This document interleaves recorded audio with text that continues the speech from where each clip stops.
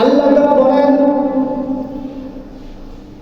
লা নুফাররিকু বাইনা আহাদিন মির রাসূলি, আমরা তার রাসূলদের মধ্যে কাউকে আলাদা করি না।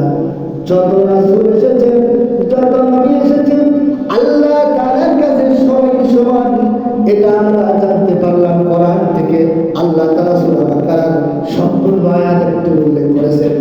সূরা বাকারার মধ্যে 285 নম্বর আয়াত আল্লাহ তাআলা বলেন আমানার রাসূলু বিমা উনজিলা ইলাইহি মির রাব্বিহি ওয়াল মুমিনুন কুল্লুন আমানা বিল্লাহি ওয়া মালাইকাতিহি ওয়া কুতুবিহি ওয়া রুসুলিহি লা নুফাররিকু বাইনা আহাদিন মির রাসূলিহি ওয়া ক্বালু সামি'না ওয়া আতা'না গফরানাকা রাব্বানা ওয়া ইলাইকাল মাসীর।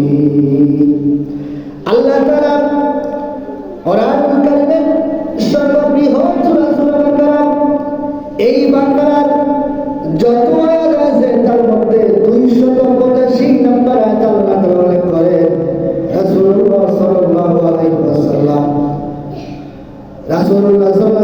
তার প্রতিপালকের পক্ষ থেকে যা তার উপর নাযিল করা হয়েছে, আল্লাহ তাআলা বলেন আমার রাসূলদের প্রতি যা নাযিল করা হয়েছে তাতে এর প্রতি ঈমান এনেছে এবং মুমিনরাও এর প্রতি ঈমান এনেছে।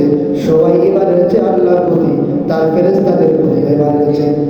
শুধু তাই না, আসমানি কিতাব সমূহের প্রতি যারা ঈমান এনেছে, যত রাসূল এসেছে সকলের প্রতি ঈমান আনতে হবে। এগুলা থেকে আমাদের শিক্ষা অর্জন করতে হবে। কোন মুসলমান যদি কোন নবীকে মানে, কোন রাসূলকে মানে, আর যদি কাউকে না মানে, তাহলে তার মুসলমান তো থাকবে না, তার ঈমান থাকবে না। তারা বলে আমরা তার রাসূলদের মধ্যে